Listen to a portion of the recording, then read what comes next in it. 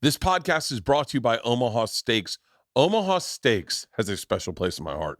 My grandma used to send me steaks just to let me know that she wanted me eating right. Such a grandma thing to do, and I fucking love Omaha Steaks. Here's a little gift giving wisdom from Omaha Steaks. Your dad wants steaks, okay? And with Father's Day right around the corner, there is not a better gift than Omaha Steaks, and that is the truth. Visit omahasteaks.com, type Bert in the search bar, and order the Dad Wants Steaks package for just $99. Ooh, what is this package?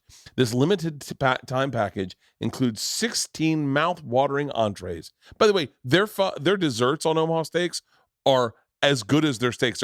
My wife orders their apple tartlets. They're fucking phenomenal. Here's what you get. Smoky, tender bacon wrapped filet mignons. Oh, the gourmet jumbo franks are fucking phenomenal. Take it from a guy who loves hot dogs. Their jumbo franks are fucking phenomenal. And their air chilled boneless chicken breasts. And for a sweet finish, try their caramel apple tartlets. What did I tell you?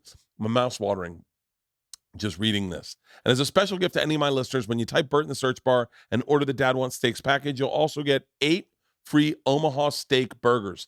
These burgers are full of bold, beefy flavor made from 100% Omaha steaks, and now they're bigger than ever with a whopping 6 pounds, 6 ounces, 6 pounds. 6. Seriously, there's 6 ounces. Okay. Don't wait. Send Dad more than just a gift. Send him an experience he'll love and can share with you. Go to omahasteaks.com and type Bert in the search bar and order the Dad Wants Steaks package. You'll get 16 entrees and 4 desserts plus 8 free Omaha Steaks burgers. Omaha Steaks isn't just steaks. It's the best steaks of your life. Guaranteed. That's omahasteaks.com and enter the keyword Bert. Hey guys, brand new podcast. Fully loaded, baby. Fully loaded. Let me see if I can remember the dates. June 16th, we start in South Bend. Then we go to Louisville, then Dayton, then Rochester. Then we go down south, baby. We go to Greensville, South Carolina, Bristol, Tennessee, Lawrenceville, Georgia, and close it out in Brandon, Mississippi. The comics, only 10 of my favorite comics in the world: Dave Attell, Joey Diaz, Fortune Feimster, Shane Gillis, Nikki Glazer, Chelsea Lynn, Mark Norman, Big J. Okerson, Taylor Tomlinson, Sal Volcano, fully loaded. 2 weeks in June. I'm promising you the biggest party, the best laughs, the most gorgeous sunsets. Hopefully we don't get rained out anywhere. We're doing ball fields, amphitheaters, raceways, an arena. I think we're doing an arena. It's going to be a fucking blast. So go to fullyloadedfestival.com to get your tickets. Father's Day in Rochester. It's a great Father's Day gift. Just saying. Today's guest, a guy I've known much longer than I remember knowing. It's so funny. We talk about this on the podcast. The first time I remember meeting Michael Yo, I remember it, was with Theo Vaughn at a birthday party he was having for himself. It was at a hotel, and Theo was like, "I'm here to meet my buddy Michael Yo." I knew Michael, but he'd already blown up so big on E! At the time that I assumed I didn't know him.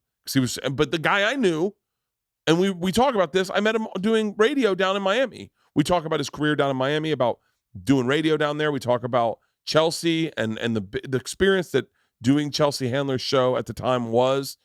We talk a lot about stand-up. We talk about being a parent. It's a great podcast. More importantly, his special, I Never Thought, is on YouTube right now. His YouTube page is, just type in Michael, it's Michael, and then Yo. And then type in that in YouTube. I just did it. It's already got over 250,000 views. But some of the clips are blowing up at like 7 million views. It's really popping, man. I'm so excited for these guys putting out specials on YouTube. It's so nice to see people getting opportunities to gain fans and gain momentum and put their stuff out there. You got to remember that wasn't available up until like a few years ago. Shout out to the OGs in the game. I think Mark Norman and Sam Morrell are the first guys to do that, right? I think so. Shane Gillis, Giannis Pappas just came out with one. I just saw it the other day. God, man, there's a bunch of really great ones. Anyway, check out his special, I Never Thought. It's on YouTube right now. Sign up, subscribe to his YouTube channel. He's got a great podcast, The Yo Show. He just had Joe Coy on. But you can get all things Michael Yo over on his YouTube page. And that's that, ladies and gentlemen. Without further ado, my buddy, stand-up comedian Michael Yo. Thank you. Is that hat fitted? Yeah. No, it's a fucking great hat, dude. I'll send you some. I have a big head. I can never get hats to fit my head. Yeah. What size are you? What size fitted are you? 8. Oh shit. Do they even sell 8s in stores? Yes. So They do. that's a great question. Are we rolling, Holston? So this here, put this on. This is how big my head is. This is an 8.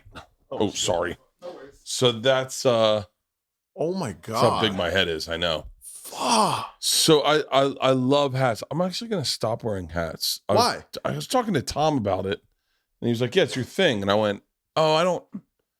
It's weird when you see someone who wears hats all the time not wear a hat. You know, like like Josh Wolf. Yeah. He always wears a hat, but he has great hair. I know. He has phenomenal hair. Yeah, and so I have shitty hair. My hair is thin as fuck. But so I have a big head, so I could only get hats like wherever I went. So say I went to Cleveland or Boston or New York, I could get that size 8. That's where they'd have a size 8. And so then I'd bring them home to LA and I'd wear them. And fucking no one in LA is from LA. No. So the second you have a fucking Cleveland Indian hat on, someone from Cleveland's like, "Hey, where did you grow up?" And you're like, and they think you're a huge fan. "Yeah." And Did you see this? Oh, dude, you could not wear a Boston Red Sox hat because all anyone says is, "You see the score today?" Yeah. And you're like, "It was pretty close to his mouth." Yeah, right here. Is that cool? So yeah. put it inside your mouth. Yeah, right. So I started, and then you can never wear them on TV. Like that was the other thing. It's like, because if I do anything in the water, my hair just immediately I just look so bald if I do anything in the water. So if I or in the wind or so I'd wear a hat. So I initially went and got hats made at Lids that just said the letter B on them, but it looked too much like a Detroit. And then I started fucking with minor league teams. And minor league teams and places like the Clink Room and the Hat Club, they make like custom fitted hat. Like there's like a hat scene. And so I have roughly, I would say about 500 to 600 hats. Really? Yeah, so this is this I think it is Rochester. I'm guessing. So we're doing a minor league stadium tour. It's called Fully Loaded, and we're doing minor league stadiums, bringing 10 comics, all different places. And so I went and bought hats from like Rochester, Dayton, Louisville, South Bend. I bought hats from the teams, and the minor league system is so cool because there's such mom and pop shops. Yeah, that the one dude that fulfills hats also is the guy who runs the gift store, also is the guy who gets the beers, like selling at concessions and things like that. So he sees it and he goes, "Oh shit, Bert Kreischer." Oh, so then every time I bought a hat, they'd load me up with they put all their hats in there. Oh, that's great. So, now, when you do this tour, did you pick out certain markets on purpose, or were you like, where there's a great minor league team, I'm gonna go? Question. So we did it based on routing, but we did it based on, we wanted to see what worked best, because initially I thought amphitheaters were going to be the strongest selling, but minor league stadiums are the home run. And I think that the new thing now? I don't know. I think it's just I think Fluffy did it. Yeah. I'm sure Joe Coy will do it soon. I'm sure all the big name comics will start doing their hometown. I grew up in Florida, so we didn't have like a baseball team growing up. Yeah. So to do the Rays stadium, I guess it is, wouldn't mean as much to me as it does Fluffy doing Dodgers or Bill Burr. I think Bill Burr's trying to do Fenway, which makes total sense. Isn't it crazy though? Right now, after the pandemic, and congratulations for being successful during the pandemic. That was freaking mind blowing. How you were. I mean, everybody else stopped, and you were like, "Fuck that, I'm going." And that was just such an inspiration to so many people that we were watching that going, dude, this dude figured it out. He figured out a lane when everybody else couldn't. That's awesome. No, I wish I didn't have that brain, because I don't take that back. I don't wish that at all. But like, I wish I could relax. I wish I could pump the brakes and relax. I have a really hard time. This weekend we go to the beach, and I'm supposed to relax, and then relaxing turns into a beer. at fucking 11, and then I'm like, what the fuck? I'm wasted at 4, and then I'm fucking the next day I feel like shit. I'm like, what am I doing? So I wish I knew how to like have a hobby Yeah. or do something like that. You don't have a hobby, do you? See, I don't either. Yeah. And people always ask, so what do you do in your free time? It's like, I love comedy. I love stand-up. Yeah. This is what I do. And for me, when I started, it was kind of, I guess you could say hobby. Because I was like, let me see if I could do this, just like everybody else. Let me do some open mics, see if I can do it. And the first time I got off stage, I said, this is what I'm going to do the rest of my life. Yeah. And now that hobby has become a profession, and I can't zone out and do anything else. I can't. I don't know. You and I were very similar, is that we were, I was like, when I got into the business, I got into the business like 20, when I was 26, so 23 years ago, 24 years ago, 24 years ago. I took any job that like I remember there was like a stigma of like, don't take a hosting job. I was like, fuck off. Yeah. And now I can host, and I can get hosting jobs for the rest of my life because I've learned that muscle of how to read teleprompter and how to read teleprompter, talk to a contestant, fuck around, like drive. I know how to like drive a ship, but what was your first thing you ever did, Fear Factor? Yes, that's where I met Joe. Yeah. That was like 21 years ago now. Yeah. I met him. It was my first taste of like, oh, this is Hollywood. This is how it is. And I met Joe for the first time at that place on Sunset where they have the bucking horse. Saddle Ranch. Saddle Ranch. That's the first place. Fucking love Saddle Ranch. I love Saddle Ranch. So this is a dude that's from Austin, Texas, which is weird. That's where everybody is now. Yeah. But I came from, I got casted on the show in Austin, came to LA, met Joe at Saddle Ranch. And that was my first taste of, oh, this is Hollywood. Yeah. And it was crazy. And I was on the pilot. Really? The first episode, they didn't even have a name for it back in the day. That show was such a fucking smash. Dude, smash. I remember when it came out. How well did you know Joe back then? Not at all. No, I take that back. So I met Joe. The first time I met Joe was when Fear Factor came out. And how'd y'all, excuse me, I'm asking you, I'm just fascinated. Like, because one thing I missed out, because I started so late, is like the class coming up. And I love how you, Tom, Joe, you're like a class. This is your class, and y'all all came up and y'all all struggled together, and then boom, everybody popped off. That's the part I miss, because I never had a class. No, my class, it's interesting. I probably 2 or 3 different classes. I was thinking of this today, because you used to do Chelsea every now and then, right? Oh yeah, I did it every 3 weeks. I was on for the whole 7 years. So that was a class in a weird way. Like that was a moment. Like that was like, to be a Chelsea comic was a fucking thing. Bert, I didn't even do stand up at the time, and I was selling out shows, bro. I mean, she was the American Idol for comedy. Like, it was amazing being on that show. It was. These are the comics I remember: Joe Coy, Jen Kirkman, Fortune, that guy Ross. Yeah, Ross Matthews, Josh Wolf. I remember she also had every now and then Gary Valentine. Yep. And the other guy, I don't remember the other guy's name, but he was a guy that was a murderer. John Caparulo. Yes, Cap was on there. Yeah. You know who was on there once? Who? Kevin Hart. Really? Kevin Hart this is before Kevin Hart was Kevin Hart. So they were like, this is the biggest platform. Kevin Hart was just popping off. And they were going, and I remember them talking like, we're going to have Kevin Hart on. We'll see how he does. Like, it was one of those moments, I tried to get on that because oddly enough, that is one of my biggest interests is like gossip shit. Like, really? Oh yeah. You love that? I love it, man. I love I only go to the entertainment news. Like when Google now it's changed a little bit, because I think as I've gotten older, maybe my interests are different, and there's things that I know trigger me into like getting in a bad mood. So I just tell them, I can now form it and go, hey man, I just want to stay dumb. But I tried the guy who one of the guys who's an executive producer of the show, his kid went to school with Georgia, my oldest, at this place called the Sunshine Shack. And he was like, hey man, you should do Chelsea. I said, I'd love to do Chelsea. I go, I think I would have already gotten an invite because I think it's like kind of her friends and who she wants to fuck around with. And he was like, no, we bring on people all the time.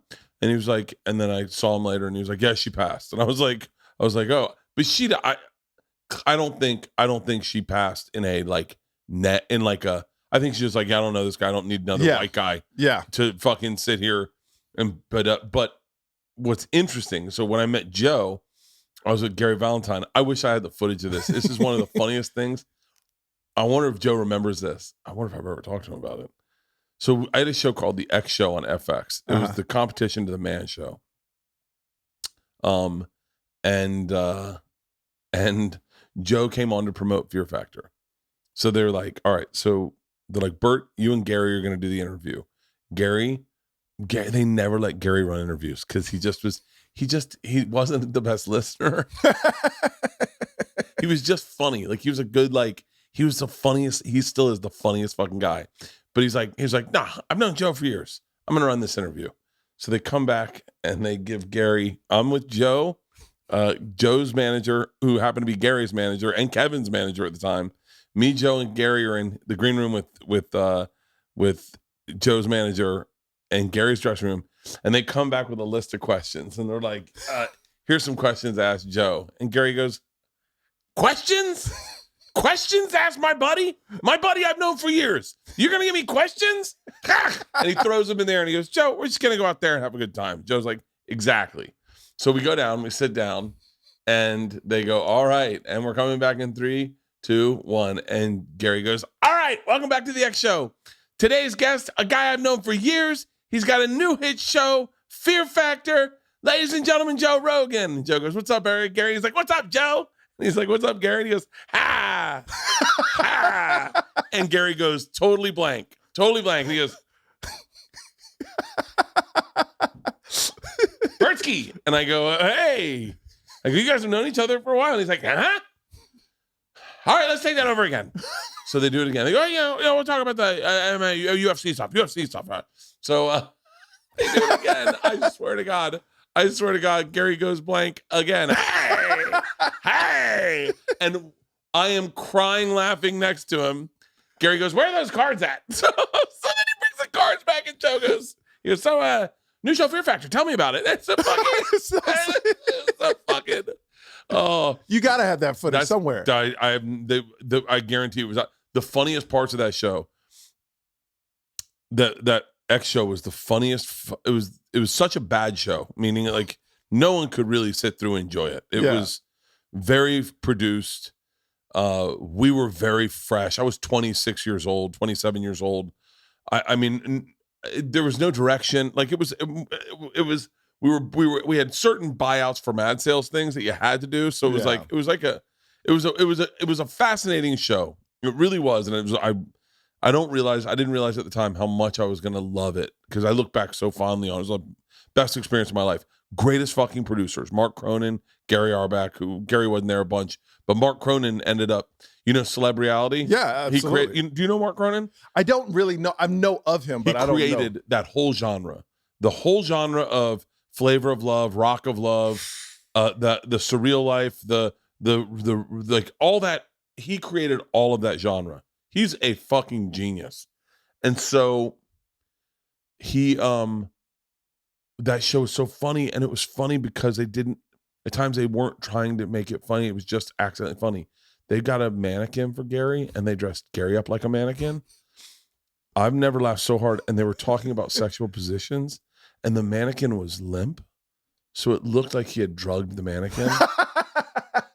And so it looked like you were watching someone with a drugged woman make love to her. And I was laughing. And Gary's dressed as a mannequin. He's got like the crash test dummy look on it. I was crying. Now, was that when you look back, we've all done shows and we look back and go, that's probably the show I wish that would have went like huge. Well, is there a show you did that didn't happen, that didn't go as well as you thought it should go, and you were like, man, I thought this was the one? God. Yeah. What was it? Dude, the best show I've ever done in my life. It was called Drunk Bus, I think it was. Oh no, it was called Buzzed. It's called Buzzed. Okay. I mean, if this show does,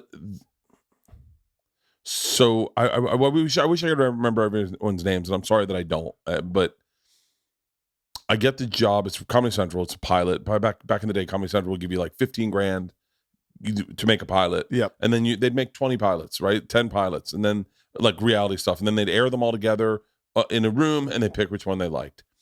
So I get a call from Comedy Central. They're like, we have a show called Buzz. We want you to do it. It's you go in a bus to bars, and like it's a party bus, and you pick up people that are drunk, and we do a game show.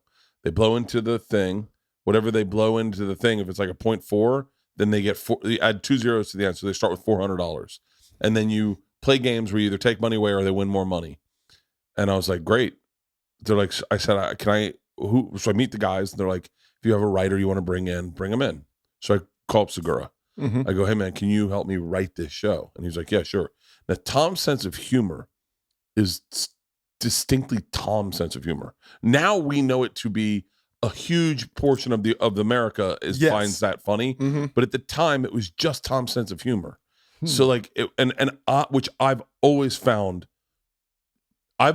so fucking funny, but in a way where I look at other people as he says it, and I go, is it me and you that find this funny, or does everyone find this funny? Yeah. Within 2 days, Tom, who has come in as the writer's assistant, has fired the director and replaced himself as showrunner. And Tom is now showrunner. I don't know how he's at. This is the thing I love about Tom. I show up to work one day, Tom's running the room, and he's like, yeah, I'm running the show. It's gameplay. No one had any ideas. I had all the ideas. I'm not going to let anyone fuck with my ideas. Tom is now running this show. He is running and this Tom show. has no credits up to this point. 0. He's not even a headliner. He's just like, I'm going to run this. I'm taking him on the fucking road with me. He's not even a headliner at the time. So he comes in, and they are Tom's games. They are the games Tom would like to see drunk people do. And there is no rhyme or reason to. One's called Lick It or Stick It. So we put up a picture of a celebrity woman, and you got to pick, is she lesbian or is she straight? Lick it or do you stick it? And it is, and they could not have gone better. I mean, we brought these kids in. This is probably one of the hardest. One time we were talking, just questions you'd ask a guy, have you ever fucked an animal? And this guy goes, no, but I did blow a squirrel. This is the opening, the very first couple we have. No, but I did blow a squirrel. And I'm like, excuse me? And Tom's in my ear. Ask him how he fucking sucked a squirrel's dick. I go, how did you blow a squirrel? And he goes, well, it fell out of a tree, and I was trying to revive it. He was being dead serious. And we're like, so you sucked its dick? He goes, well, no. Okay, hold on. And we're like, all right, we got what we needed. Yeah, next 100%, one. yeah. We bring Lick It or Stick It. We put up a picture of Jamie Lee Curtis, who everyone's always rumored to be share both genders. Yep. And I said, put up Lick It or Stick It, and this kid goes, stick it, my dad fucked her in high school. And we're like, what? And I was like, wait, I always heard that she was part dude, part chick. And he goes, that's not what my dad said. But then again, would my dad tell me he fucked a dude? Probably not. And I go, get him on the phone. He goes, I'll get him on the phone. I go, $1,000 if you can get him on the phone and he can confirm if she's a female. Gets her on the phone. The guy he goes, Dad, did you fuck Jamie Lee Curtis? So on speakerphone, he goes, I did. And he goes, is she a female? And it said, for $1,000. And the guy goes, affirmative. And the funniest fucking show. And there was like, we get girls in, and I'd be like, hey ladies, I noticed you don't have lipstick. And they're like, do you want us to put it on each other with our tits? And I have Tom in my ear. Yes. I go, yes, we do. It's the funniest show. We watched The Sizzle. Tom and I watched The Sizzle. I remember calling him in the car going, they're going to order 20 of these. Yeah. We're going to make money. We're going to make legit fucking money, Tom. I mean, it was like fucking crazy. And they aired it for Comedy Central, and Comedy Central was like, we can't sell this to ad sales. And it was the funniest fucking show. And I was so bummed. And then everything. And then I did a series of like fucking, and then I think I was on Travel Channel at the time. So I was like, I was going to bounce out of Travel Channel, go work for Comedy Central. You were doing that. You would travel, and then what was that travel? You would do beer? I did one called Bert the Conqueror. Yeah. And then I did one called Trip Flip. When did you start working over at E? I started working in 2007. See, that's okay. So that, yeah, I'm trying to think. So how old are you? I'm 47. Okay, I'm 49. Okay. So when I was 36, I got the job at Travel Channel. So how long were you doing stand-up then? So you started stand-up when you were like in your 26. 20s. See, I was 36. Okay, yeah, I started when I was 26. Yeah. On my 26th birthday, that was when I started. I mean, I tried it when I was 25. I moved to New York at 25. Tried it, did it a couple times, did some open mics. But I count my career starting on my 26th birthday. That's when I got a job at the Boston Comedy Club handing out flyers, and I worked. I remember that New Year's, I said my resolution is to get on stage 100 times this year, and I got on stage every night. And when was it like I'm done with doing anything else but comedy? Was it then? 26. 26. That's awesome. 26. I got fired from Barnes and Noble, and I was getting $25 a night. I think I could be wrong on that. Might have been 125, but it was whatever it was not a lot, and I got. It would have been $125 a night. That seems like a lot at the Boston Comedy Club. Yeah, that seems like a lot. But whatever it was, like $40, $50 a night. I had to hand out like whatever my stack of flyers were, and I had to bring in a certain amount of people. And then if I did, I got paid, and I could put I could go up on the show right before Godfrey. And so that was how I started. And then I got 6 months in, Will Smith discovered me, and I got like a 6-figure deal. And all of a sudden, I was what? Yeah. See, I don't know all this stuff. That's amazing. How did he discover you? One of his guys was just in city. Will was in the city, and the guy's name was David Tochterman. He just came into a show, and I had a really good set. And he walked up to me in the bathroom. He was like, "You want to make a TV show?" And I was like, "What?" He was like, "I work for Will Smith over at Overbrook." And he's like, "Let's get you in front of Will. Let's meet you. Like, get you to meet Will." So I met Will, and then I did one spot at Caroline's, which was like my best set I've ever had in my life. It was really fucking good. And God bless Barry Katz. Say whatever you want about Barry Katz, but there's a lot of really great. That guy knows fucking comedy. Yeah. And he fucking was Barry Katz was a fucking very like guardian angel in my life for a period of time. And yeah, and then I started working with Will, moved out here, and then that kind of kicked it off. But that's when I started getting like, I remember Barry calling me and he goes, "They want you to host this show." He's like, "Listen, Papa, they're going to tell you comics shouldn't host. It's up to you." And I was like, "I'll host." I already had a development deal. I was like, "I don't give a shit." Yeah, I love hosting myself, because I started in hosting and then I moved to stand up. But you came from Austin to LA. So I went from Houston to Austin to Miami. Wait, was your dad? Why do I feel like your dad was in the military? He's in the military, and he has a PhD in nuclear physics. So he's that dude. He worked for Exxon when Exxon was a thing, and developed products for them, and then just quit and taught himself how to fix TVs. Because back then you could fix a TV cheaper than buying a new one. So he taught himself how to do that, and we lived off of that. And then when TVs, you could buy one for the price of fixing one you could buy it cheaper. They bought into Slosky's Deli. It's this deli in Texas that's really big. And, really? So they've been doing restaurants, and they both retired about like 10 years ago. So now they're just chilling. Where's your, I don't know why, but I feel like I've seen your mom and dad a lot. Yeah, they're on my Instagram. Yeah. I do a podcast. I podcast with them all the time. And what's interesting about talking to my parents, in a podcast, you asked everything. I've learned more about them in the 3 episodes I've done with them than all my life.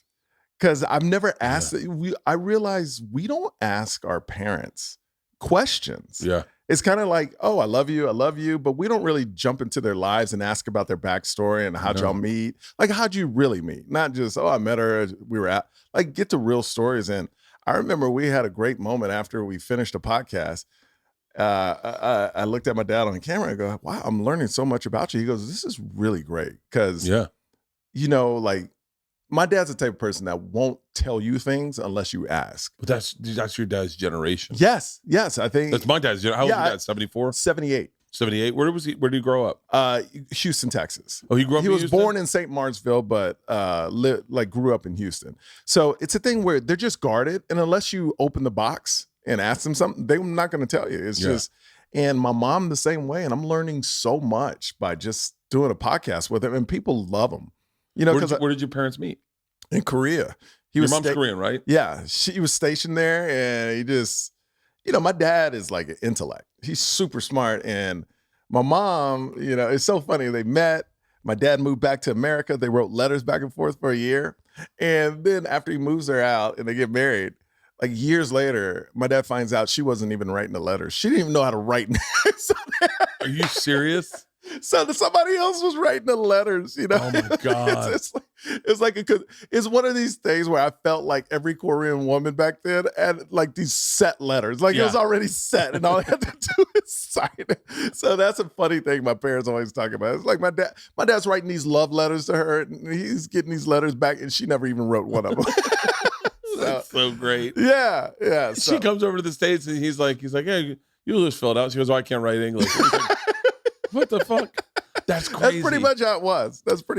So, the one thing that impressed me about Korea, sounds crazy, was how many black dudes were there.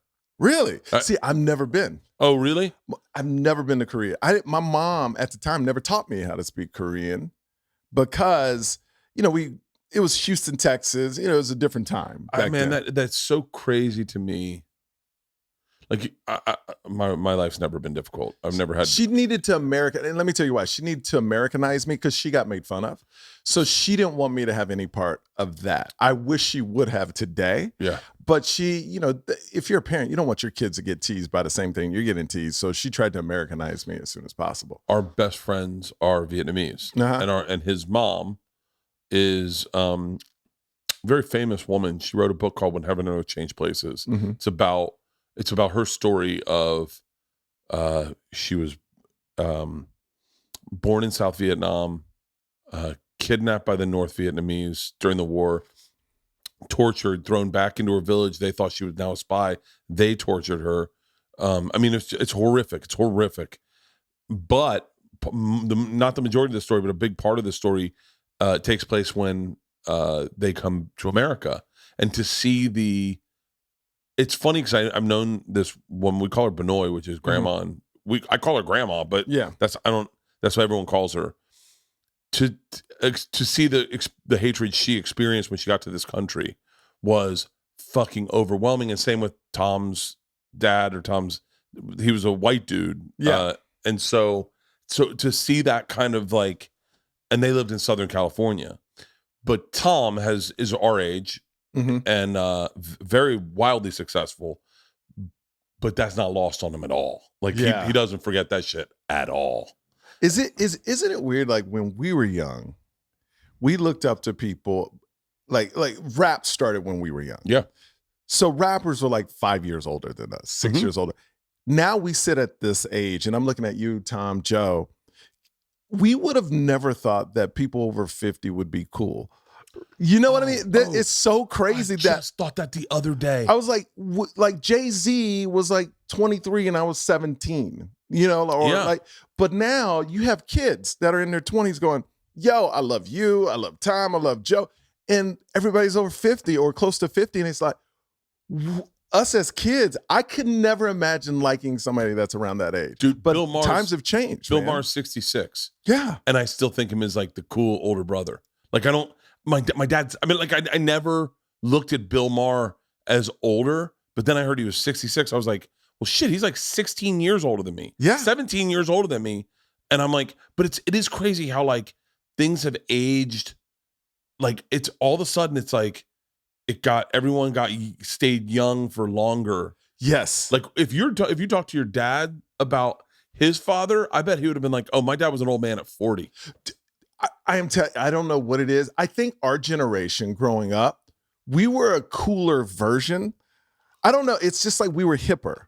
We wore the baggier pants. We wore the baseball caps. And so we when we grew up, we never changed that. Yeah. And now kids are dressing like we dress. Like, so it's kind of, I would never dress like my dad when he was like 30. Like it was those shirts with the pocket protector and, everything. I never looked at my dad and go, yo, I want to look like that. Where I see my son, He was wanting to throw on my baseball cap, put on baggy. He wants to dress like me. And that's the difference is we in the profession we're in. Well, I think our profession also, it's so funny when I started this, there was a comic, I'll say his name, but we got to edit it out. Yes. Who was very cool, but he was older.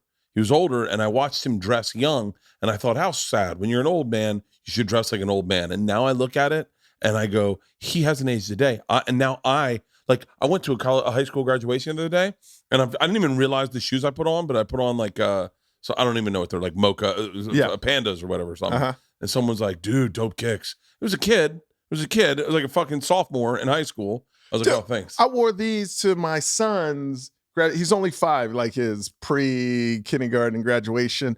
And there was this high school kid, like freshman. It was like, yo, sick kicks. And it's like, I would have never complimented my dad dressing. Yeah. I would have had a nice loafers. There's no way. My dad dresses like a fucking cop. Like he looks like he's undercover all the time. Oh, like khakis up to here. The only cool thing he wears, I swear to God, and is those Rhodesian Ridgeback sponsor. What Rhoback? What's Rhoback? My dad, for whatever reason, he's in love with Rhoback and Barstool Sports clothes. Rhoback is a sponsor. Oh, okay. Really fucking cool shirts. Dope. The hoodies are lightweight, but they've got a cool little like dog, the Rhodesian Ridgeback on their shoulder. And my dad, we went to a lacrosse game, and I had a box of it was for the podcast. I had a box in the back, and it was cold.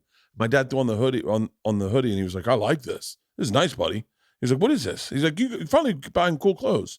And I was like, "No, it's a sponsor." And then he went through. He pilfered them. The last box they sent me, because they sent me a box. I mentioned the same story. Yeah, I mentioned it on Barstool. I think. I think Barstool might have been the first one to give me something from Rhoback, and then they started sponsoring my podcast because my dad fell. And the last box they sent, my dad took all of it. He goes, buddy, the only reason they're sending this shit is because of me. Okay. I love it how they like to own. Like my mom says, the only reason I'm popular because she gave me the name Yo. Like she's like, Yo's my middle name. Yeah. She goes, that's the only reason you've made it is because of my name. It's such a fucking badass name. It's a dope name. And you know what you did is like a lot of people get fucked when they get a cool name, and especially if they're good looking, they can't live up to it. I always felt like I got lucky getting Bert because Bert's not a cool name. So Bert Kreischer, I didn't have anything to live up to. As long as I didn't fart when you met me, like you'd be like, oh, he's solid. Yeah, dude. yeah, he's a solid. I expected less. Less. Like it's Bert's a different enough name where there's not a lot of Berts. Yeah. But I remember the first time hearing your name. I want to say Theo Vaughn said, I'm here to meet my buddy Michael Yo. And I was at a hotel and I went, what's his fucking name? He was like, Michael Yo. And I actually knew who you were because I think at the time you were already working on E. Yeah. You might have been. Like I was on E when E was like the shit. Ryan Seacrest, Snoop Dogg was on, Chelsea shows, babe. The Kardashians just took off. Dude, that was the time everybody wanted to be on E. Like, and here's the thing, I got offered the job with no TV experience. That's what I was a big DJ in Miami. Ted Harbor, who dated Chelsea, heard about me because I had a big radio show. Sent his casting people down. They put me on tape. Wait, what was your show in Miami? It was a radio show. Wait, hold on. That's why. Y100. Did I ever do your radio show? I think comics would come on my show. Because I had the biggest. Now that I say that, I go. I show comics so much love on that radio show. So what comics did you have go on? Oh, anybody that would come through town. Chelsea, like literally Chelsea came on. And after my show, she sold out. I'm not saying because of my show, but she sold out 2 shows. And that's how I got on Chelsea. She says, if I ever can help you out in the future or have a show, I'll take care of you because you took care of me. And Kris Jenner said the same thing because I was their first interview and it went so well. She goes, they're putting on this show. If it works out, we'll put you on it. That's why I was their radio boss on Courtney and Chloe Take Miami for 3 seasons. Really? So yeah. So it's a thing where the people I've met in Hollywood actually followed through. Sweet. How did you get to DJing in Miami? I was a radio DJ all my life since I was 14 years old. For real? I went from Houston to Austin to Miami, and then Miami, I got the big TV break. So the first contract they give you on E is like every 3 months they can let you go. Yeah. They give you a 3-year deal, but the first year, every 3 months they can let you go. So I go, well, I need my radio show because if this doesn't work out, I can go back to Miami. Yeah. And they were like, no. And so I said no to the deal for 6 months. And then finally, Ted Harbor calls me and goes, hey, so we'll give you a radio studio, do your show. We understand, just so you can do it. And if things don't work out, you can go back to Miami and you never lose your radio show. I'm like, cool. So the first day I'm at work. Now, this is me from Miami, never seen celebrities or whatever. I'm in my studio. Ryan Seacrest studio's right next to mine. He walks by and goes, what's up, yo? Because we know each other from radio. Yeah. And that was the first time it hit me after him walking by for like 6 months. It's like, oh, I can do this too. Yeah.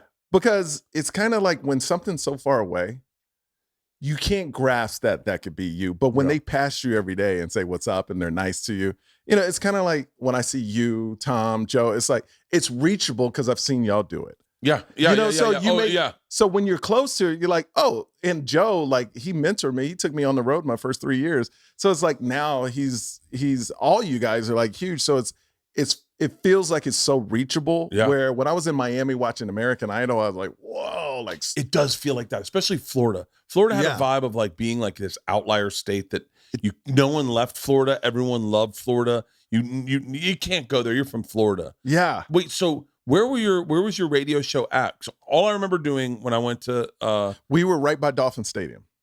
So the only shows I ever did was Paul and Young Ron. We were in the same studio. And DJ Laz.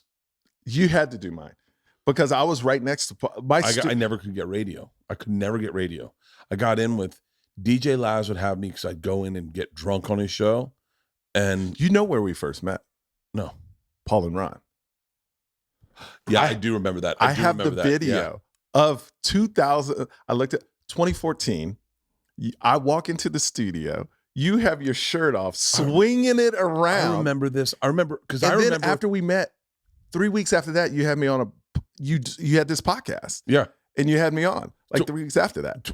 I remember Paul Castronova kept bragging about you because he was like, no, he's my guy. He's my guy.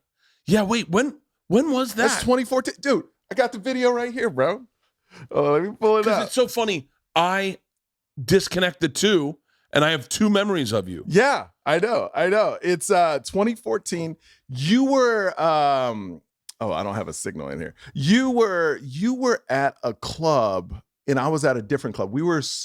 I think you were in West Palm or Miami, and I was in Fort Lauderdale. You were in Miami or something like that. But yeah, that's where we first met ever. Jesus. And Paul and Ron, we both did it together. Yeah. And they were like, Paul was like, oh, do you want to go after Bert? And then you were like, no, let's just both do it together. And it was so cool. And dude, it was a blast. You were very thin back then. I have a hard time. I look at pictures of myself and my face is still fat. And I'm like, my smile doesn't look confident. Is there a reason, like, were you trying to get TV ready back then? Or was there a reason? No, I've always been into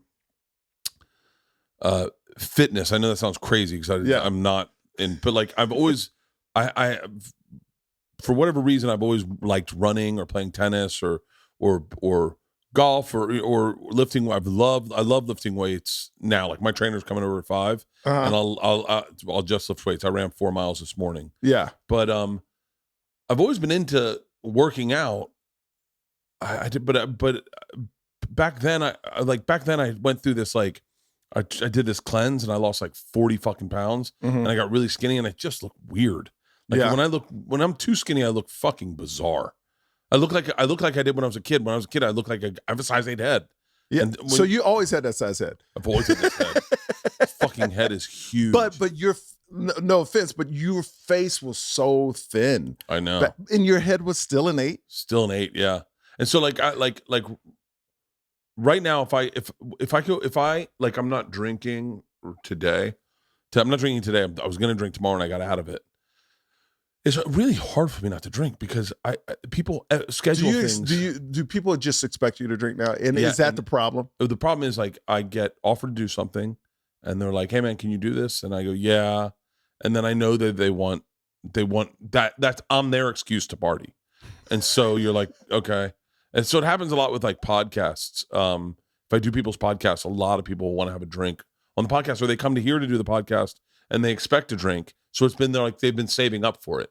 And I feel bad because I want people to enjoy themselves. But like, now, so do you enjoy the sober? Because you used I love being sober. But the sober October with we don't do it anymore. But I used to love that. I really enjoy being sober, because I'm starting to notice the difference. I'm a lot more present when I'm meaning when I have stretches of sobriety. So like last week I didn't drink, and then I drank Friday threw me off the fucking rails. Are you as creative though? Do you create more when you're sober or drunk? I'm most creative when I'm hungover.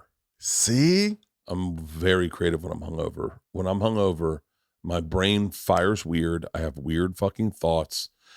You could say they are anxiety adjacent, Yes. but like I write jokes very quickly. Me after a bender and then a morning brunch where there's mimosas, and I am on fire. Dude, I make I write most of my stuff when I'm exhausted. Yeah. When I just can't go to sleep, then like you said, it just triggers something where all these thoughts come into your head, and it's like, oh, or stories of my past will come back, and oh my God, that was funny.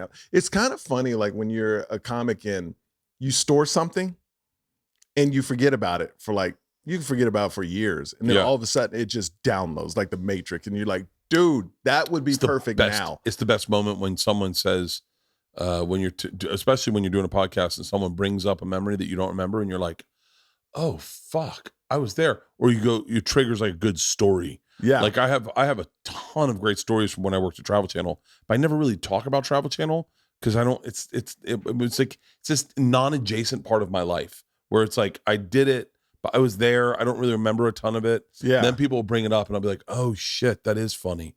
And then I'll be like, yeah, but it's kind of weird because I remember I've tried telling Travel Channel stories on stage, but they never connect, huh? No.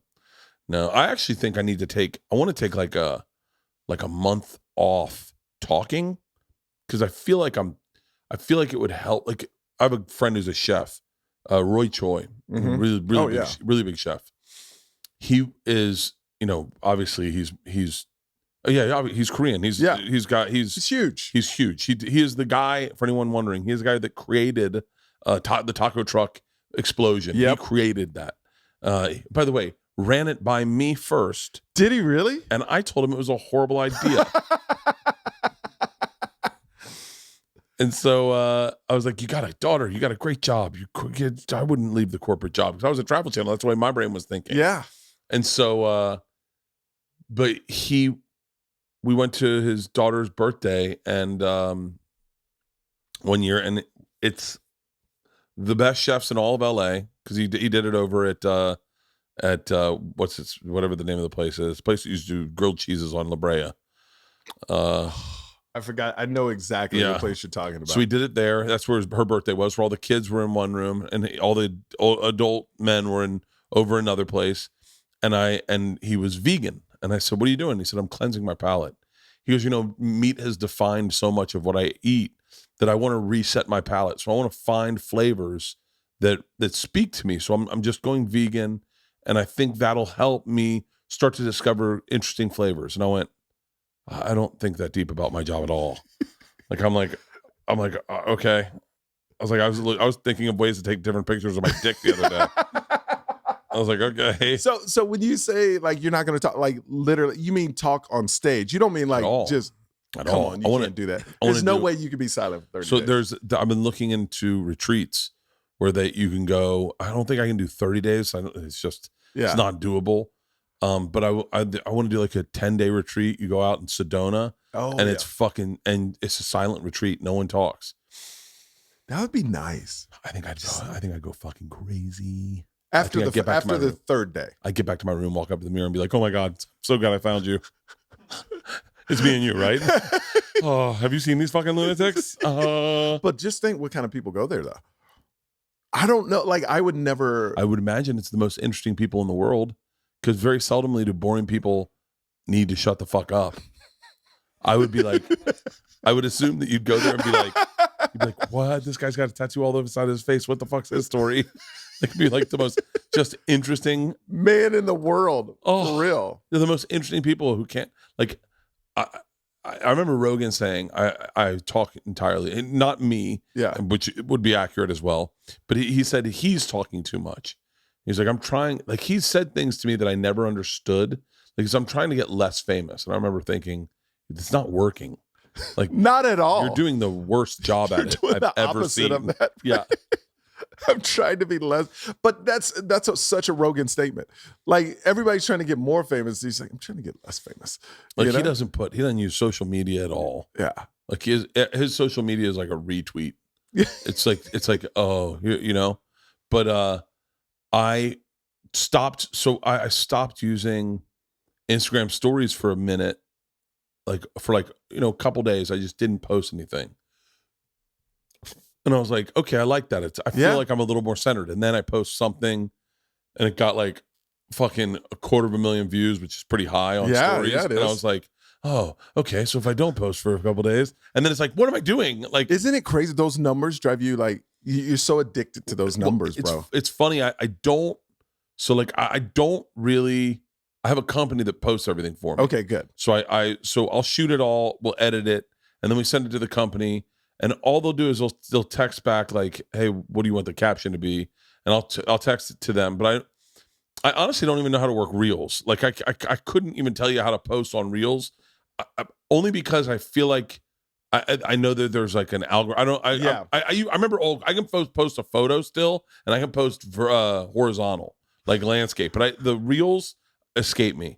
Do you feel that the disconnect from the social app like frees up more of your time, or do you wind up checking it all the time still? You know, I'm so behind the 8 ball on social media. That's great though. So like, no, meaning I have so much shit. Like I guess I don't know. I painted myself into a corner. Yeah. I had this conversation with Joe one time and he was like, be undeniable. And I was like, 100%. I was like, on my path. And in that path to being undeniable, I discovered marketing myself, promoting myself. I discovered shooting promos. And in shooting promos, I remember Joe was probably the first person to text me. He's like, these are badass fucking promos. Yeah, they are.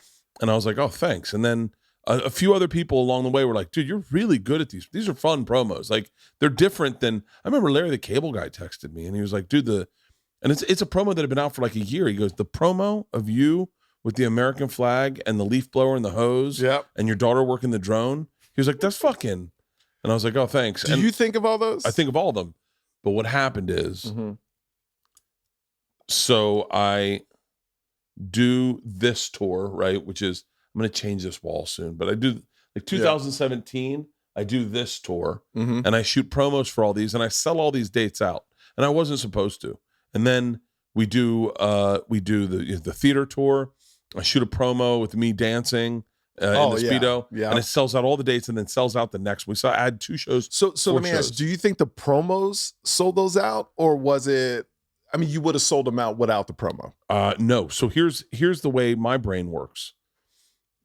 By the way, this is getting really into the weeds on marketing for stand-up. Yeah. I don't ever want to go to a city and me to be in your city and have someone come up to me and go, what are you doing here? It's my responsibility to let everyone know I'm coming to that city. And the way I go about it is by trying to shoot what could be argued as maybe interesting content, interesting visual, whatever it's got to be, and shoot that. And then I want you to like it so much that you share it with your friend, or you tell, or at least when my name comes up, I'm on your head where you go, oh, he's coming here next week. And so that was my angle for shooting content, for shooting promos, is I wanted to make sure everyone knew I was coming there, and that's my job. Yes. And so in doing that, I was very successful in this gets really into the weeds, but I was very successful in promoting myself. So I didn't really need a lot of the marketing that would normally go into promoting a tour.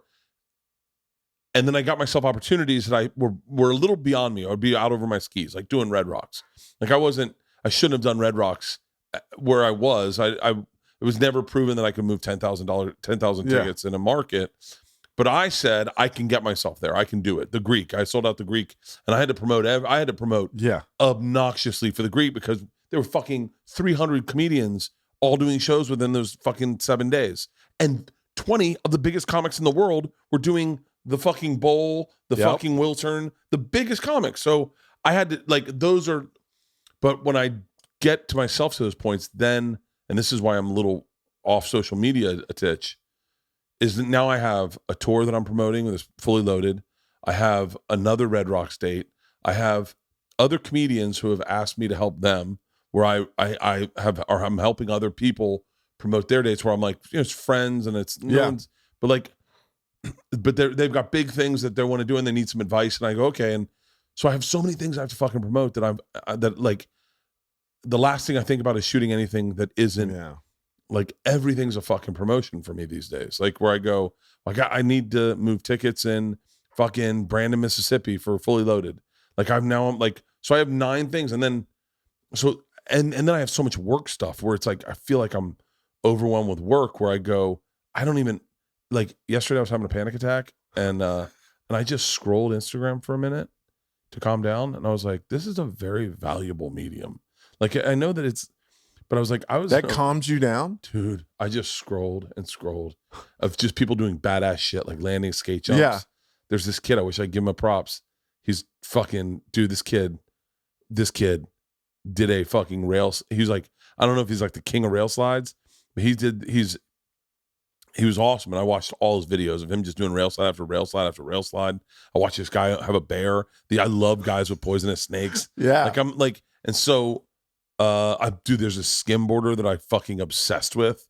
And so it calmed me down. And then I go, well, I need to, and then my brain starts going, I need to make content that, that is scroll. Like I want you to scroll through all mine and go, oh, badass. Like, so I just feel like I'm just so far behind that, like, well, but that's great. That's signs of greatness where you always feel like you got to kick it up to the next level. And I think that's what all you guys have. And that's why it's kind of like breaking out all at the same time for you guys. This podcast is brought to you by Shady Rays. Sunglass season is here. No shit. Mother of God. I cannot go outside. My eyes are so sensitive because I have beautiful electric blue eyes. And there's no better option for sunglasses than our friends over at Shady Rays. Shady Rays is an independent sunglass company that offers a world-class product that's just as good as any expensive pair you've worn, and they are durable frames, extremely clear, polarized lenses for outdoor living and beyond. That's not all. Shady Rays offers the most insane protection in all eyewear. Every pair is backed by lost and broken replacements.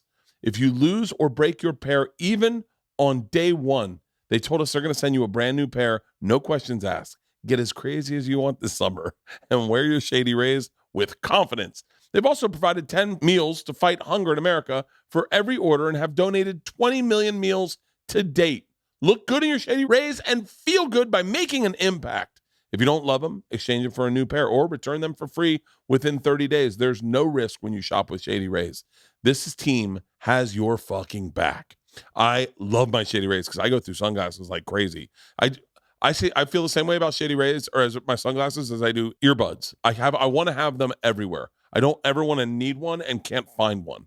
So I have them in my car. I love my Shady Rays. They're the best sunglasses in the game. Exclusively for our listeners, Shady Rays is giving out their best deal of the season. Go to shadyrays.com and use the promo code BERT for 50% off 2+ pairs of polarized sunglasses. Try for yourself. The shades rated 5 stars by over 200,000 people. Did you meet your chick in Miami or out here? Oh, here. Yeah. She was a producer for Dancing with the Stars. And that's where we met from a mutual friend.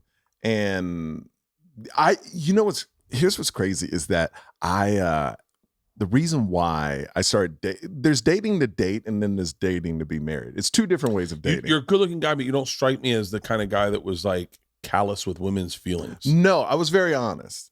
Yeah. But I was a playboy. Really? Oh, big time. Big time. Back in the day, oh, Bert. God. Yes. Like my favorite, I know you went to Florida State, but my favorite college football team is Miami. Of course. You know, of course. The Canes. It's all about the Canes. Go you. Anyway. Edit that out. So I lived in Miami, man, Yeah. like in my 20s into early 30s. Miami's such a fun fucking place. It was like Crowbar. I moved from Austin to Miami where drinks were $2 in Austin. First time I go up to the bar, they were like, for 3 drinks, $45. I was like, where the hell am I? And I got to the club at like 12, nobody there. 3 o'clock, everybody showed up. It was the first time I ever partied to like 7, 8 o'clock in the morning. Yeah. Like, so I would, yes, I wasn't callous. I was very honest. Like, I'm single. Let's just have fun. I was that dude. But then at 37 years old, I had a dream that I was at my own funeral. And it's real. I'm watching my own funeral, and all that was around me are the girls I hooked up with. And I woke up sweating. This is not made up, sweating, going, if I die today, that's my legacy.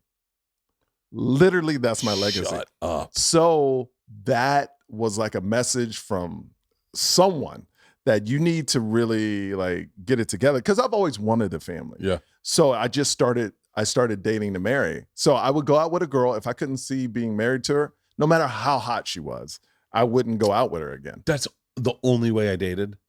That's the only way I dated. I only wanted to be married. All your life? My whole life. Everyone I dated, I was like, can I marry her?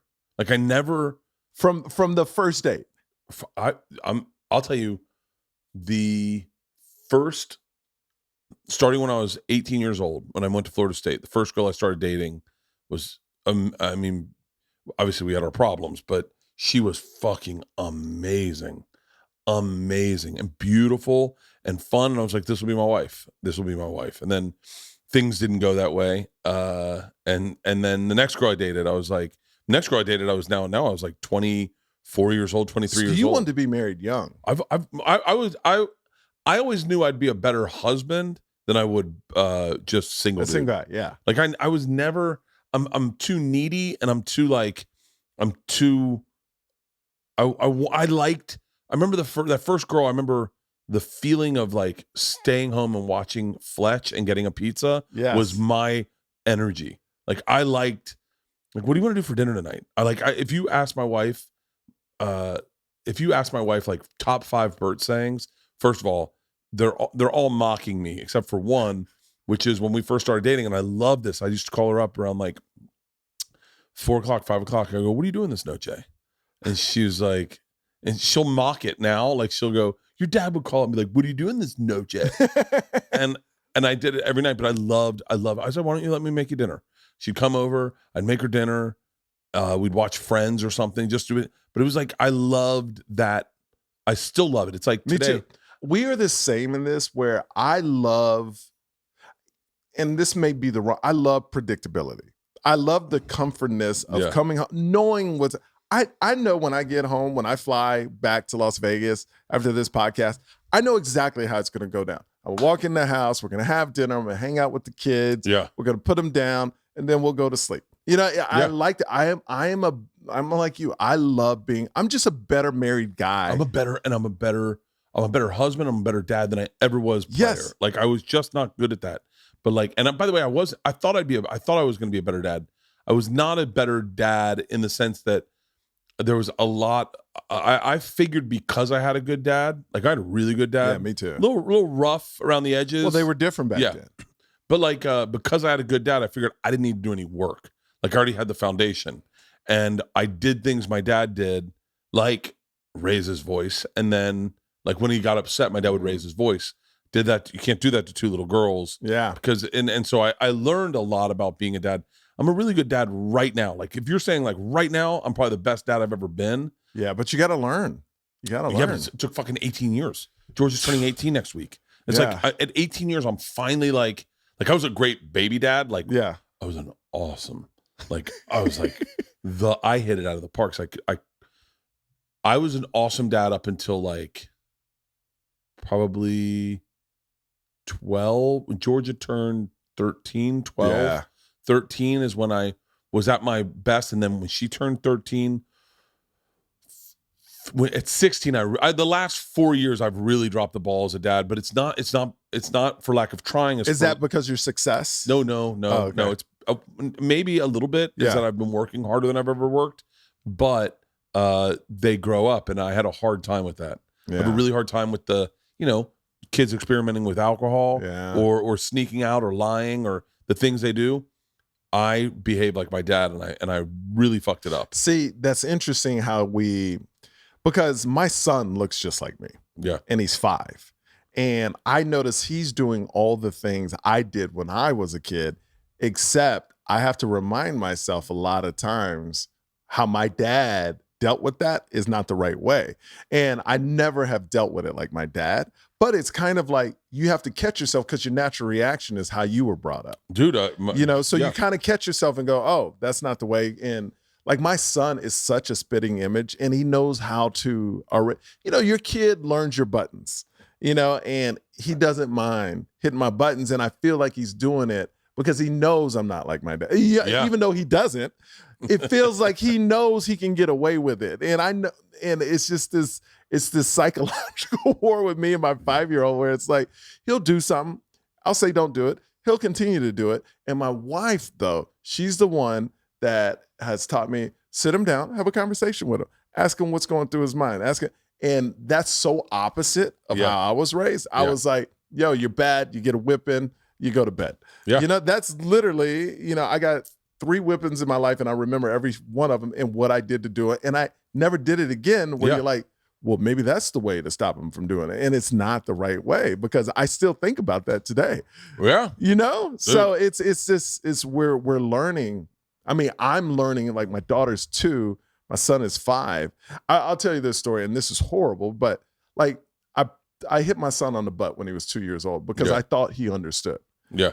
Now I look at my daughter, and I know there's no way he understood because I was a first-time parent. I thought, oh, of course he gets it. That's what I got. 2.5, almost 3 years old. So I gave him a pat on the butt, and he was like, and he still didn't understand. And then I was like, I didn't feel good about that. But now when I look at my daughter, the same age I did that to my son, I'm like, oh my God, he had no idea. Yeah. And so you got to learn that. Well, Georgia has never been spanked. Isla's been spanked twice. Once by my dad. Yeah. Once by my dad. Dad fucking hit her. He wasn't even parenting her. He just fucking hit her on the ass. She was like fucking running around, and she was making him crazy. And he goes, God damn it, what the fuck? Is someone gonna parent her? And he smacked her on the ass. She goes, you hit me. And he goes, yeah. She goes, Dad, Papa hit me. I go, yeah, I saw. She was like, you need to hit him. I was like, that's not happening. But isn't it like, I got this from my dad when my son wouldn't listen to me. Yeah. My dad's like, oh, you need to learn how to parent. Like, you get judged by your parents. Because my dad will say, see, you're not doing it right. He's not, he's disrespecting you, and it's like, oh, no. It's just different now. The only other time Isla got spanked, this is one of my favorite Isla Kreischer stories ever. She's and I think it's because it's my wife's family. My wife's family is very redneck, and not only did my wife get spanked, she got whooped. Like, she'd have to go out and pick out a switch. No. Yeah, and they'd hit her with a switch. She had to pick out her own switch. Like, I mean, it's like it's like North Korea shit right there. Yeah, that's bad. Yeah, so we were at the lake. We have a lake house that we go to in Alabama. We're at the lake. I'm not there. I'm on the road. And Isla is in her bathing suit, out of the water, still wet, and she's jumping on the couch. Now, my wife's aunts, who are probably very pro corporal punishment, they have paid for these couches, so these are their couches. And there's something about my wife's family. You don't disrespect.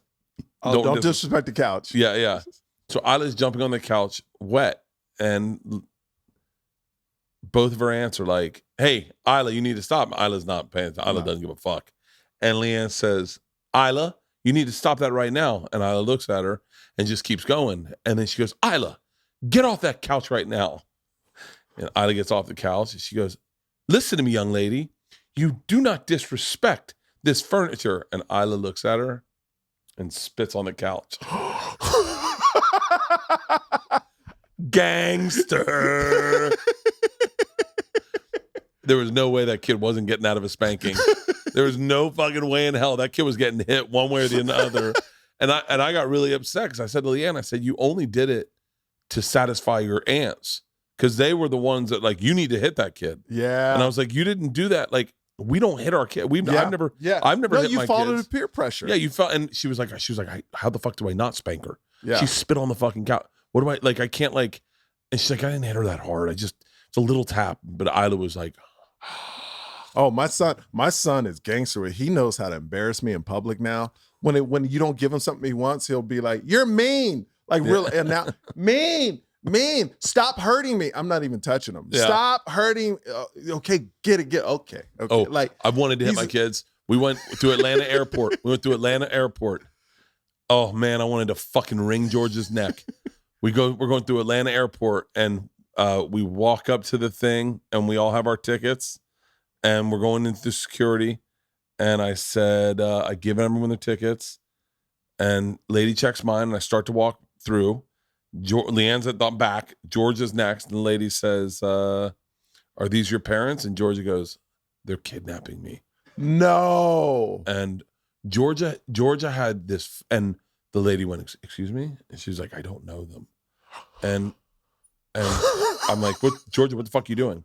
And then I behave like a person who's kidnapping a child. I was like, "She's a fucking liar. Hey, stop it right now. Get to." And the woman's like, "I'm gonna need to pull you guys out of line." And I was like, "Georgia, we're late for our fucking flight." And she was now like, you're yelling at her. Yeah.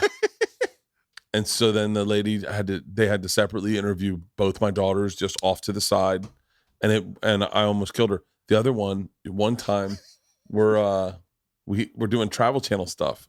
This is when I wanted to throw her off a fucking mountain. They have mics on us, and I forget they have mics on us, and they're interviewing us for the parks services. It's my family, and we're in the park, and we're trying to show them how we have a fun day in the park. And Georgia says to the woman interviewing her, she said, "So what do you want to talk about?" And Georgia says, "We should talk about all my dad's girlfriends." And I'm like, "The fuck are you doing?" Like out of nowhere. And the woman goes, "Your dad has girlfriends?" And she goes, "Oh, lots of them." And I go, "Hey, Georgia, what the fuck are you doing?" And Leanne pulls her aside and goes, and by the way, we're mic'd, right? So the sound guy, I know production enough to see the sound guy go over to the cameraman, and they're listening to Georgia. So I go over, I go, "Let me fucking hear it."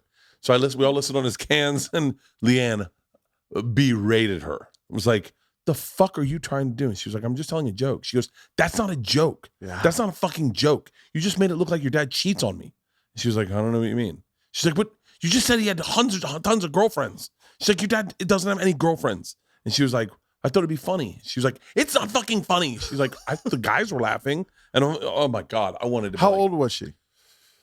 I was right when I started doing trip flips. I was probably 40. Yeah. So she was 10. Wow. Oh, those two fucking idiots. The amount of times they should have been hit.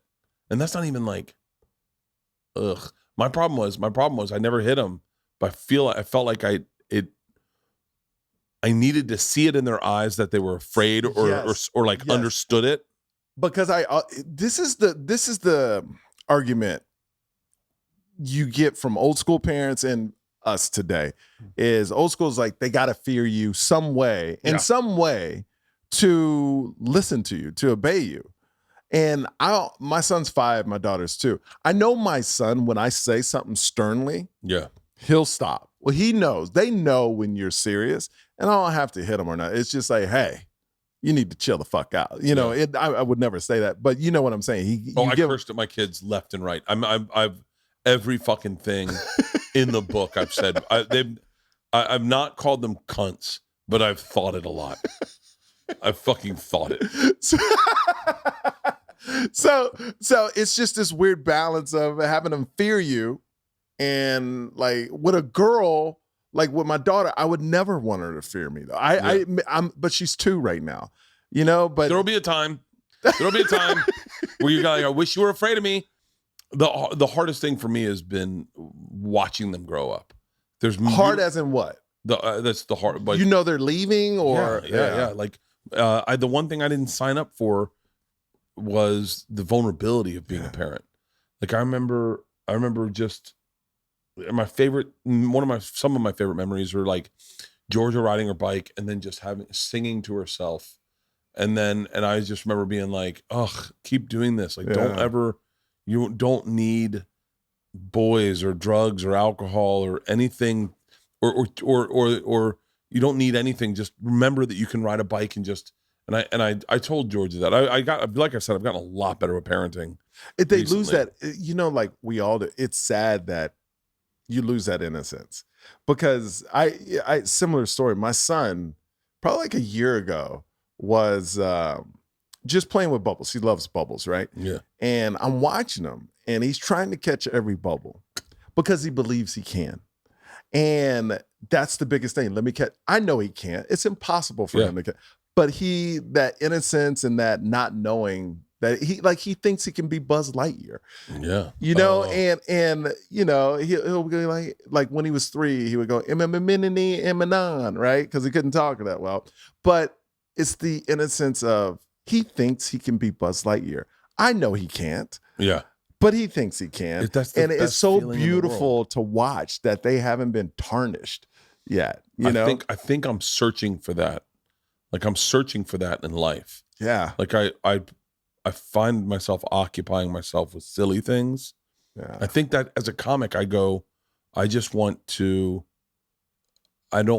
grow up. I don't want the heaviness. Like I feel like there's more things I not accumulate, but like more projects I do, the more serious I got to be, when I think my only job should be like I just took a walk on the beach this morning, like got up and I was hungover and I was like, I'm gonna go for a walk. It turned into a jog, but the first half a mile was so basically pure, where I just wasn't thinking. Yeah. And I was like, God, man, I need more of this. How do I not think more? But also, you've worked so hard to get to that point where you have to make all these decisions and be busy. So it's that double-edged sword. Like this is something you're living a life people dream, like stand-ups dream about, right? Really? Like you're living the dream. But with the dream, like they said, it all comes at a cost too. Like you're stressed, you got to work more, you got to figure out more. You want to keep it going because I don't care what level you're at, you always feel like it could go away. Even Joe, I would assume at some point, like, yo, I got to keep pushing because I know this can go away. Yeah, for Joe, I think he does what he does, and he does it on his own terms. Yeah. But I know there's a competitiveness inside of Joe. Yeah. There distinctly is. He wants to be the best. I mean, he wants 100%. He's not a complacent person. I wish I could be a little more complacent. I look at some people's careers that I feel like were just like, I'm good doing this. And then I was like, I wish I could be like that. I just get I don't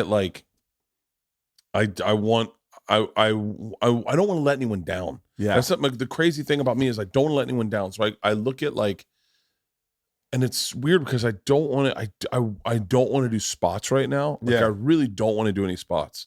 Like I want to be home. I've been on the road for 8 months straight. Yeah. I want some time off, but I know next week I got to do spots if I'm going to go out and do Fully Loaded and be sharp and be ready to do shows. Well, that's the thing about comedy. You can't relax on stand-up. It's the only, I really believe this. It's the only profession where you have to continue to do it over and over and over, where if you have a hit song, you can sing that one hit song for the rest of your life. Like you have that in The Machine. Well, so, yeah. And that's great. Yeah. Listen, let me tell you something. If I felt that all I needed to do was tell The Machine, then I would be that. I would be the easiest. I would be the easiest. No, but you need to. But your desire to keep adding more. That's the whole thing. Is like once you're done with something, it sticks around, but you need new stuff. Yeah, because that's just in us. Where like I believe that's why it's respected so much. Like if you talk to real industry people, like I'm up for a couple things right now, and casting people are like, comedians can do anything. They're the cream of the crop. They could do comedy, they can do dramatic, But dramatic people, it's hard to find them be able to do comedy. Yeah. Like, I remember I was on set of Modern Family. This is like when Modern Family was the bomb. And Julie Bowen and Ty Burrell, they knew I did stand-up, came up to me. And this is at the when Modern Family was the shit. Yeah. They go, how do you do that? I'm going, what are you talking about? You're on the biggest TV. No, but people write for us. How do you get up there by yourself and just tell jokes? It does seem like a crazy fucking... It seems like when you don't do it, it seems like such a fucking magic trick where you're like, how the fuck? Do you remember? I remember being like, I'd be fine if you could get them started for me. Like, how do I start? Yeah. Like, because that was the hardest part, was like, how do I get them into it?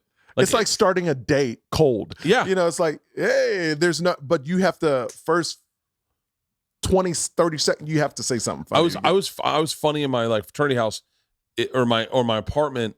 If everyone was laughing, I could keep it going. Yeah. But I was like, I don't know how to start it.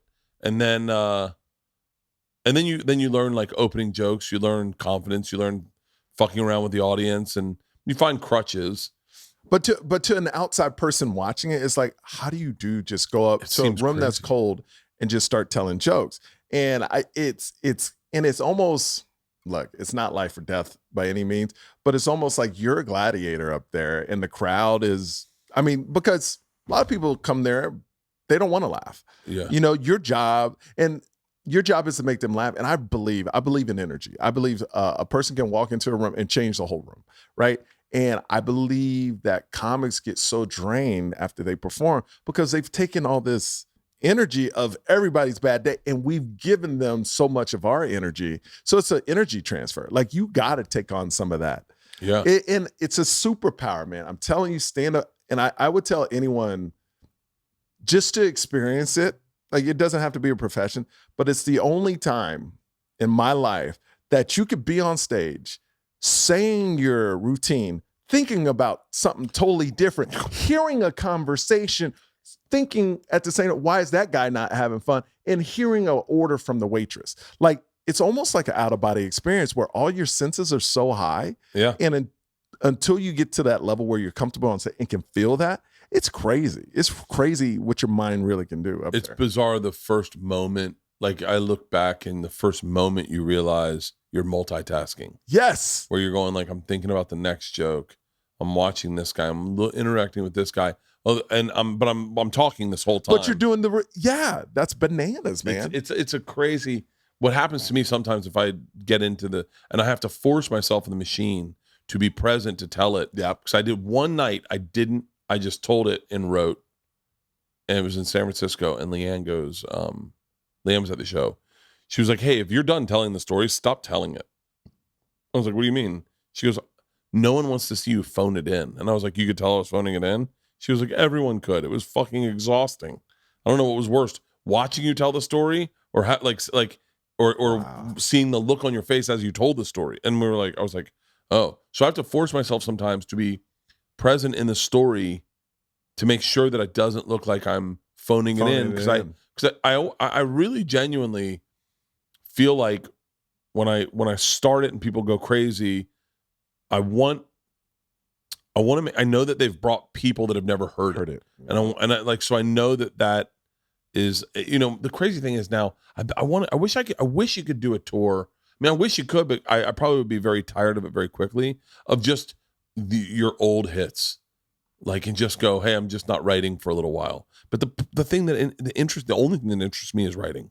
Like, the only thing that gets me excited to do spots is coming up with a new joke. And there's nothing better than figuring a joke out, but like getting a moment where you're like, oh, this is a fucking bit. Yeah. Oh, I love that feeling and so then much. Like, you go in with a couple ideas, and then when you're on stage, those couple ideas work, and then you just off the cut, oh wow, that opens up another door, and it just keeps going and going and going. And then like a 30-second thought turns into a 10-minute bit, and it's just so fulfilling. You know what I mean? It's like amazing. I gotta do spots this week. So wait, you're living in I Vegas? live in Las Vegas. I love it, man. Really? And what's the club scene like there? Can you do spots? I'm a regular at the Comedy Cellar. Oh, So that's right. There's sellers yeah, there. I go up every night at the Comedy, literally every night. One night, when they Esty, big shout out to Esty and Liz up there, when they reopened it. Mark Cohen is the host there, and I did 92 days in a row when they opened. And if I'm in town, I'm up every night because I feel like creatively they've given me this outlet where it would be almost wrong of me not to take advantage of what they're giving me. And especially when I'm up and coming and I need to keep putting out stuff. Yeah. So they've given me that outlet. And man, God, they've been so good. When did you move to Vegas? August of 2020, about 3 or 4 months after my COVID thing, because LA, you know, the area, I lived in Studio City and it was being overrun by homeless. And I was walking my son and then somebody threw like a can at him, a homeless. And we visited my wife's parents in Vegas and I fell in love with it. And we just moved into our new house. It took them 2 years to build, like 3 months ago, but we've been out there. And when I lived here, there's just this heaviness of being here. You're telling me. It's just, it is. It's just, it's undescribable. And as soon as I fly out, it's gone. Yeah. Yeah. And in Vegas, I've gotten booked on more things and have grown as a comic, as an actor in Vegas than I've done all my years here. Because I just feel like I don't know. I feel like you're appreciated in Vegas. And here it's you're not really appreciated for what you do unless you pop. You know what I mean? Yeah, because everybody's trying to pop. And I tell everybody, people are like, how is it? Because, you know, Vegas is a 50-50 state. So they have their thoughts about California. But they go, how is it living there? I go, for the industry, it's like if everybody works at McDonald's and everybody wants to be the manager. So everybody talks shit about the fryers. Oh, I'm working the register today. I'm working this. Oh, how'd you get on fries? Yeah. You know, what casting did you, you know? So it's that all day long. If I can do a casting in Vegas, nobody says any. The first thing they ask me is, oh, how's your kids? Do they want to play with our kids later at the park?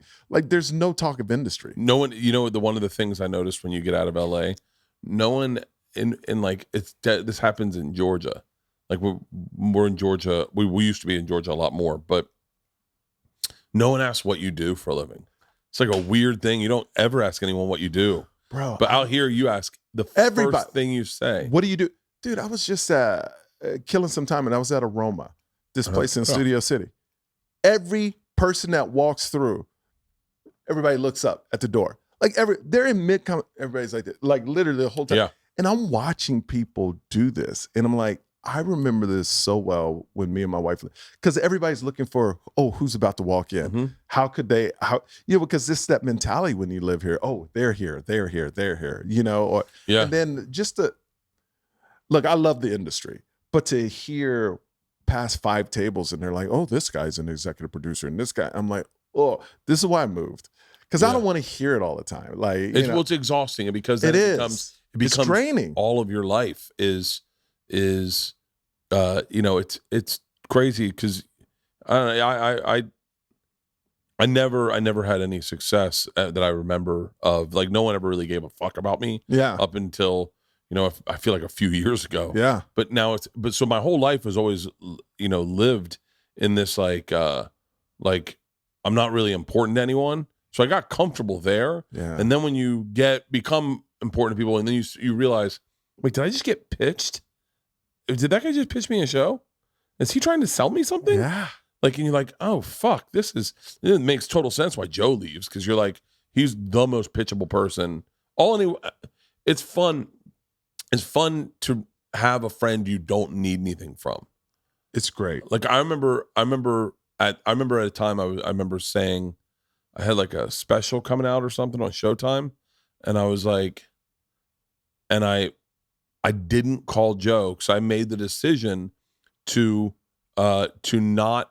I was like, I want him to be a friend, and I'm not going to ask him for anything. Yeah, like I don't ask Tom for anything. I don't ask anyone for anything. Like I'll hit you up if I'm in your town and I know we can pod. I'll hit you up, but I'm not like with Joe. It was very specific, and I remember he called me.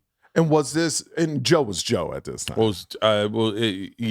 No. I mean, he was doing it.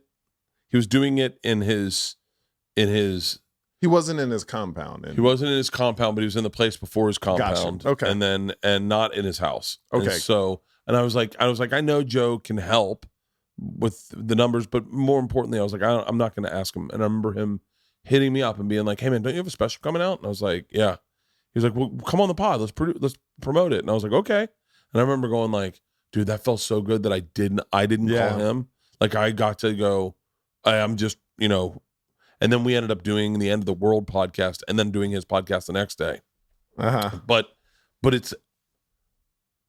isn't it weird now? Like, I would imagine in your case, if you have something coming out now, every podcast wants you, and it must be interesting to go from that to, you know, like, well, you know, people didn't really want me, blah blah blah blah, and now like everybody wants you. That must be over the last like 3-4 years. I'll tell you what, it's gotten. Is that weird feeling, or is it something? I mean, of course you don't sit around and think about it, but it must be a weird dynamic.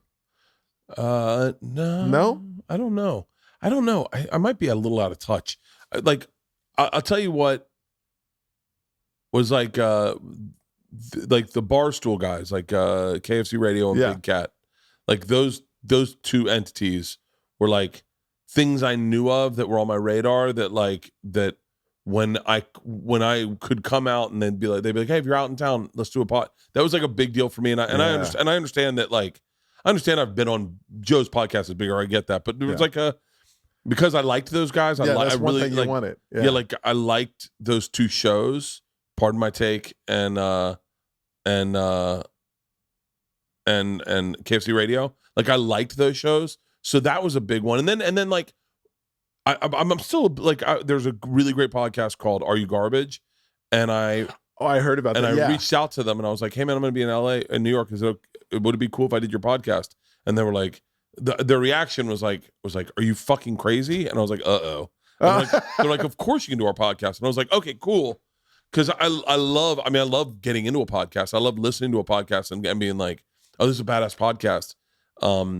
I wonder if I could do it. I wonder if they'd let me on. Yeah. But I remember so much not getting radio, like going in and not getting radio. No one wanted me on their radio shows. And so, but podcasting was always like, because I was on Rogan, I think it was always like, it opened the door a little bit. Because I wonder if there's like a podcast. Like I wanted there's this guy, I forget his name, but I wanted him to. So this is the only one that was kind of bummed me out. I won't say his name because I don't want to get back to him. There's this show about like business, about how I made the business. It's really fucking good. And I forget the guy. I would say the guy's name because it doesn't matter really, but he does a really good interview. And I was winning this award from Variety, and they said, "We need someone to interview you." And this before I knew it could be anyone. I thought it had to be like a legit guy. So I reached out to this guy who's his podcast. By the way, my podcast is bigger than his podcast. Yeah. And I've done way bigger things than that podcast. But I was a fan of the podcast, and I thought it would be a cool fit. And I was reached out, and he was like, "Yeah, $25,000." And I was like, "Wait, what?" Oh, wow. And I was like, "Okay, never mind. Hard pass." Yeah. I was like, "You're not. No one's giving you $25,000 to interview them on the stage of the Improv. I'm so sorry." And I was like, "Now I can't listen to your podcast anymore because I realized you don't know anything about business. Now I hate you." Yeah, I was like, "Wow, you're a fucking idiot." He had all these great interviews, and now I can't take any of them for real because he doesn't know how to run his business. Yeah. It's like, how about this? How about this? For free. How about that? How about for free?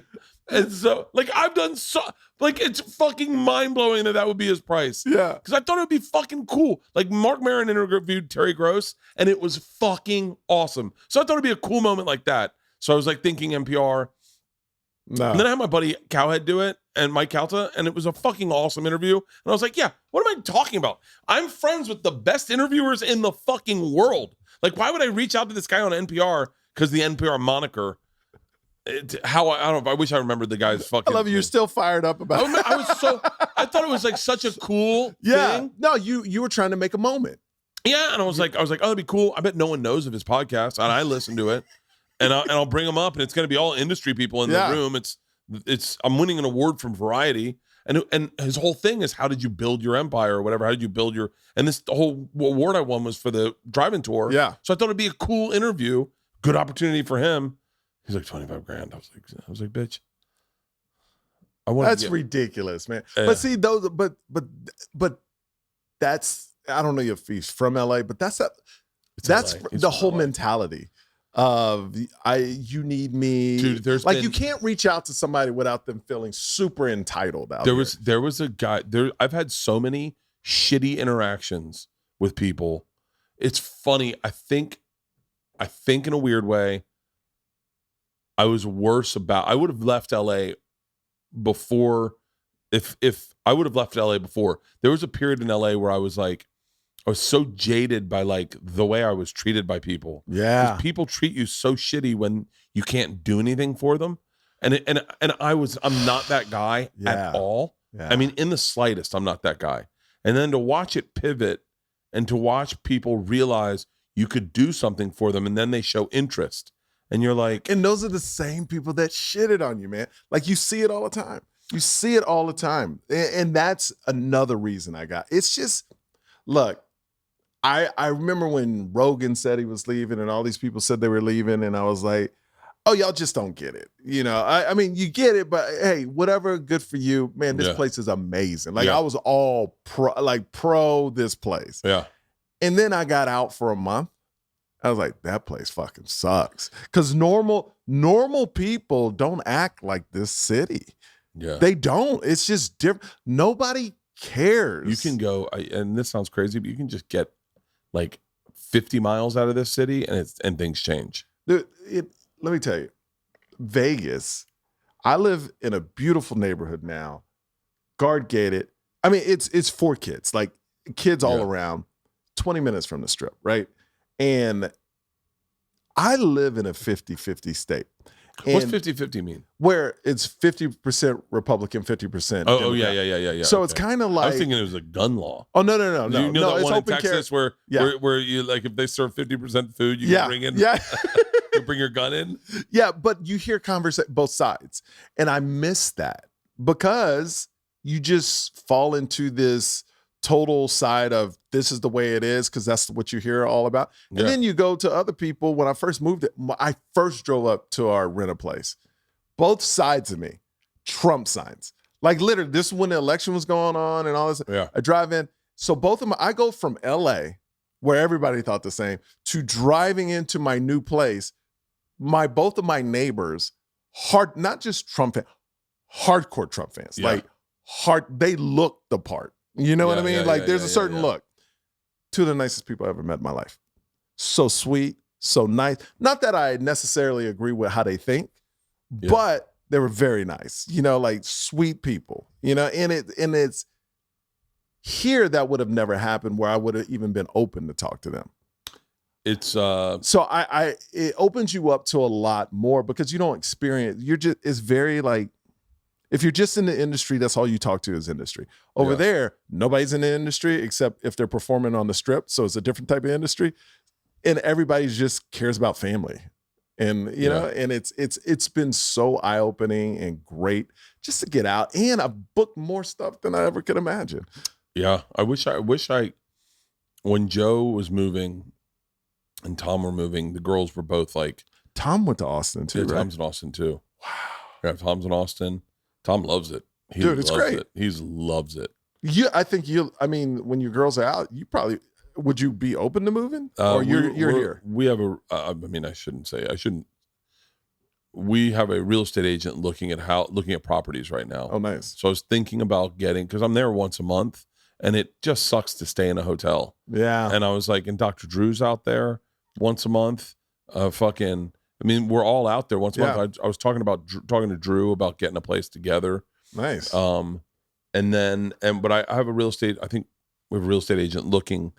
I wanted to get a place far out, like out by Barton Creek. I know where I lived in Austin. Yeah, like so out by that whole. I know Austin. It's out in the sticks, kind of. Yeah, And so I kind of wanted to go out there.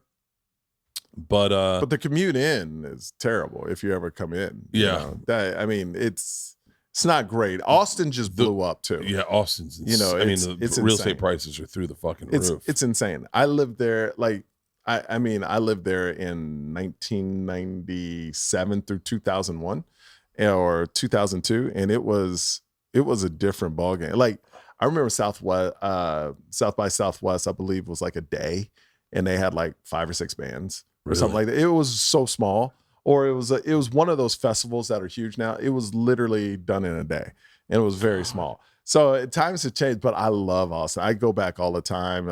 I'm out there in August, at the Vulcan, where That's Tony the only place I've ever done stand up in Austin. Yeah, so I take that with the theaters, but like yeah, I'm out there. Usually, if I'm out there, I'm doing spots. Yeah, so it's turning into a great comedy town, and that's what's great about. It's great to see the impact that comedians are making. Dude, that Vulcan sold out every fucking night. Every night. Every night. No promotion, no nothing. Sold out every fucking night. And it's because and here's the thing, the right people moved there, you know? And the town was like, we need this. And the town is hot, man. I was there just like 3 weeks ago, and it was like, Tony put me on his podcast, and man, it was to see. Because I've seen his Kill Tony. The dude's a fucking genius. Like there's no one. I mean, it's pretty amazing. That's a pretty great podcast. Yeah, it's pretty amazing to see him create so fast on the spot. Yeah, I was blown away. I became like, it's really not my thing. I'm not like a person that. Like, I'm not one of those boom, boom, boom type of guys. Yeah. So I became literally a spectator on stage because I was just in awe of how good he was. The last time I did it, I think Joe pulled my pants down and my dick popped out in front of the audience. So I don't remember. We were pretty fucking blackout, drunk, and high. But it's such a good time out there. Where did you shoot your special? I shot it in Tempe, Arizona. Where? At Tempe Improv. No. Yeah. No. Yeah, they did it right, man. Hold on. Yeah, for real. They were. God damn it. It was Tempe Improv. Matt Cohen, Joel. I say his last name wrong, but Backroff. Batchkoff. Yeah.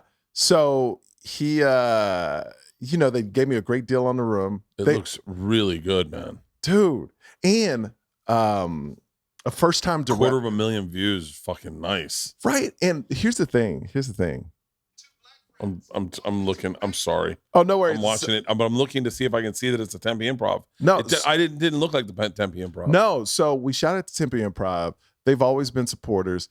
So I put this thing out on my YouTube page. Only had 3,000 people on my YouTube page. Now that I look at it, it's such a dumb move. Like business-wise, you were like, oh, let's put on a platform with only 3,000 people. Because my YouTube page was a dumping ground. I never really took it seriously. So I knew it was coming out in March. So January, I had a team put together my YouTube page, take all my good stuff and put it up there. And now, 2 months later, over 200,000 views, and my YouTube page is over 90,000 subscribers. Wow, that's fucking So it went huge. up 88,000 subscribers in 2 months. That's the fucking move. And now I'm seeing everything. Like the clips have like 10 million views apiece. So everything's just rolling. And I'm like, oh, this is a new opportunity. You know how instead of waiting for somebody to give you a break, I made my own break by betting on myself. Yeah. And now YouTube is actually a player in my life where now it's like, I'm like I got to get new content up because now I got this thing that I've never had before and I control everything about it. And the special is the first thing I believe, people go to YouTube to hate, and for the special to get so much love. Yeah. And I got to say, it meant so much to me that you texted me at 5 a.m. and said that because you were the first guy I look up to that said, yo, this is great. And that meant so much. And I knew I had something special after that. So it's really impressive, man. The whole, what's fascinating to me is that YouTube's like a legit player in where people can release specials. Yeah, now. Yeah. And it's fascinating because I remember the conversation when I right before I did Secret Time, going, well, I got the material, let's shoot it and release it. And we shot it in Denver, and I was going to release it, and I was going to put it on YouTube, but I was going to chop it up and put it out, incrementally. Yep. And then Netflix came through, and they're like, hey, we want to do a special. And I was like, oh, okay. And you take that. Take that every day. But that's really fascinating. I wonder I wonder what Louis would have gotten if he had put it on YouTube. Oh man, 20, 30 million views, maybe even more, 100. He won a Grammy for it. Yeah. I mean, it probably would have been 30 million because people will hate watch it and to find things they can complain about. And then other people will just love Louis, like, and just watch the hell out of it. So I mean, I'm interested to see like if like a Rogan, a Tom one day did a deal with YouTube. Because I think YouTube has to get in this business because they have all the success of comics putting their stuff up there. Well, they're going to edit it. They're gonna police what you say. That's a YouTube? problem. Yeah. Well, I mean, if you look at like they would have never released Chappelle's special. Yeah, that's true. It's they would have said it's transphobic, and yeah. So that's the only problem is that but what's the difference between YouTube and Netflix though? I mean, they're money. both. You guys will make money off your specials. Oh yeah. Like they would demonetize Chappelle's immediately because it's transphobic. Okay, I got you. And so it's called hate speech. They block it. They tear it down.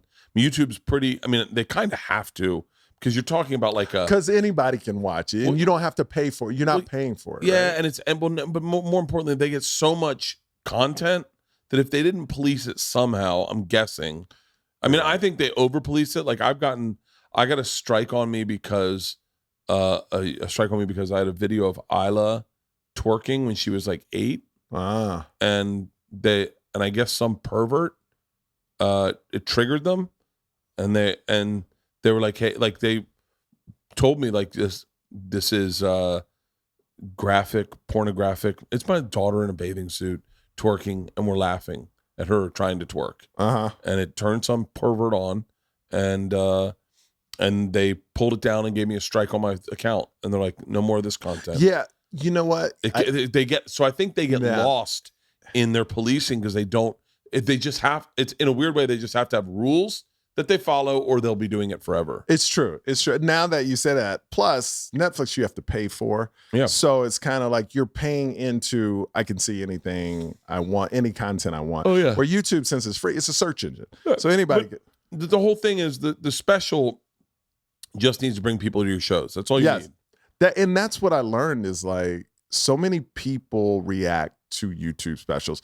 At the Comedy Cellar, I'm up there every day. I get so many people come in. I saw your special. Yeah. On the road, I've already seen ticket sales go up. And I feel I haven't even gone on the big podcast yet, my friend's podcast. Like, so I feel like there's so much potential and it's going to continue to grow because, I got other projects coming out that I can redirect and promote the special. Well, it's all about having enough content out there so that when something really big happens for you, everyone can find all the other stuff you've done that's good. Yes. And make sure the good stuff overwhelms the bad stuff. 100%. And so, I think it's nothing but great. So especially seeing comics putting out specials, I'm all for it, man. I think it's fucking awesome. Well, like the dream is, of course, one day to be on Netflix because there's no power. Like people will watch this is how strong Netflix is. People that I know have seen my YouTube special said, man, your Netflix special was awesome. Yeah. They thought, even though they watched it on YouTube, they saw it on Netflix. That's how strong their brand is in the stand-up world. Oh, dude, that's all the people know is Netflix. Netflix for stand-up. Yeah. So, it's a thing where the reason why I made it 30 minutes, I want to put out a new 30 minutes every year because now it's about clips, it's about content. So I'm trying to, and also if Hollywood's not going to give me my own sitcom, I'm going to give you 30 minutes of my life every year so you can follow my story. And what's going to happen is this business model is going to keep trickling down. Mm-hmm. So it starts with specials. They're very easy to shoot, meaning it's one area, all the material's there. I'm telling you, same with podcasting. Podcasting kind of changed the genre of radio in that it's like you cut out that middleman. I'm telling you, it's going to happen with television next. It's going to be television shows. It's going to be sitcoms. It's going to be people releasing movies like this. But it's just the problem with that is it takes so much more money to do that. What I mean? It does, but it doesn't. Like I have a cooking show called Something's Burning that was very, very successful. Yeah. And networks wanted to buy it. And I was like, no, I like what I'm doing here. I like this better because no one's giving me any notes, and I don't want to get any notes. And it was more successful than arguably anything that was over at cooking or at. I mean, it was getting millions of views, which is a really big number. I just know because I was a Travel Channel. It's a really big number. Yep. That I don't know if they were in the demographic. I'm sure there's a lot you could pick apart, but had it gone on one of those things, probably would have just gotten lost and buried. Yep. But you put it on YouTube, people find it, they like it, and they can see the whole catalog. And what's great about YouTube right now for me is that, like you said, they like the special. They'll go dig through all your other stuff to find other stuff they like. Where once they see if my special was on like not Netflix, that's the exception, but like Comedy Central or Comedy Central is not a thing anymore. Or let's say Amazon that they Amazon Prime special. They have nothing to look into after that. Yeah. Where you bringing them to a platform where everything you've done is on there. Yeah. And it's like, put it like this. The day before my special came out, this is how bad my YouTube channel was. My whole YouTube channel with 200 and something videos had only like 4,000 views for the month before my special came out. Yeah. Right now, my YouTube channel is sitting at 30 million views. So it went from like that very low number, thousands, low thousands, to over 30 million views for my whole channel. And I have clips with 10 million views. So I tell people, I thought I always had good content, but it's like Kelly Clarkson in American Idol.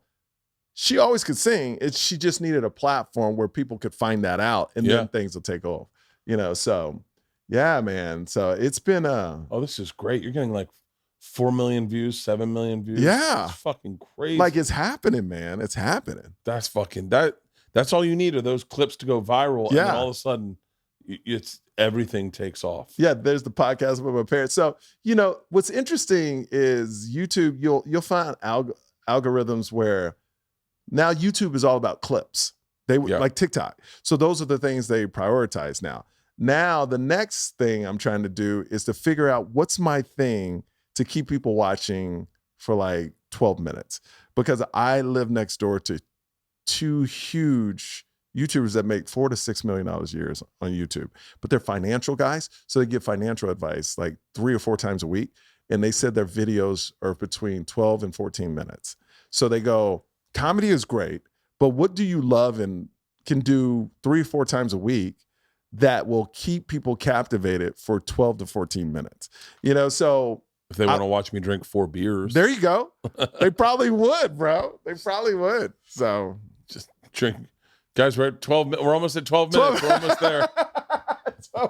Just do a countdown like Bill Bert did in Philadelphia. Just 11 minutes. There we go. But man, it's amazing to just be on this journey. And when you reached out, it was awesome. And dude, congratulations. Thank you, this is super impressive. But I feel akin to it because I feel like at a certain point when I started taking charge of my own career, that's when things started happening. And so that's what I recognize in it is like the second you start doing it for yourself, then you become undeniable and everyone's like, no, man, his fucking thing. And I never understood that. It's either. Because I always hear be undeniable. But until you really bet on yourself, you're not undeniable because you're letting other people control you and tell you if you're you're denying yourself. Yes. Let me tell you, the most undeniable motherfucker in the world is Dane Cook. Dane Cook, all he ever did was invest in himself. Yep. $25,000 for a website. Back in the day when $25,000 for a website, I mean, still it's fucking, but I think he had the CIA make his website.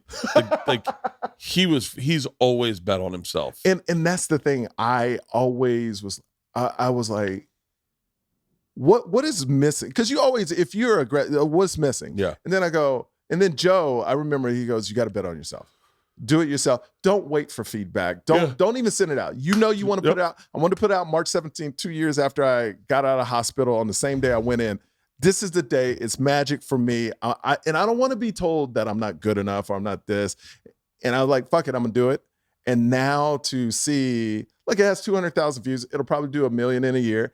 But my clips will do a lot. And the thing is, it's my first one that sets up my next one. And it sets up my next one. Yeah. So I'm building and I did it myself, and that's what's beautiful. And that's beautiful. You know what I mean? People can't take that shit away from you. No. Dude, Congrats. Thank you. Thank for you, doing the buddy. I podcast, appreciate you, brother. man. Yeah, Thank you. everyone make sure to go watch his special. I Never Thought On YouTube. on YouTube. Awesome, brother. Dude. That was Great, great. man.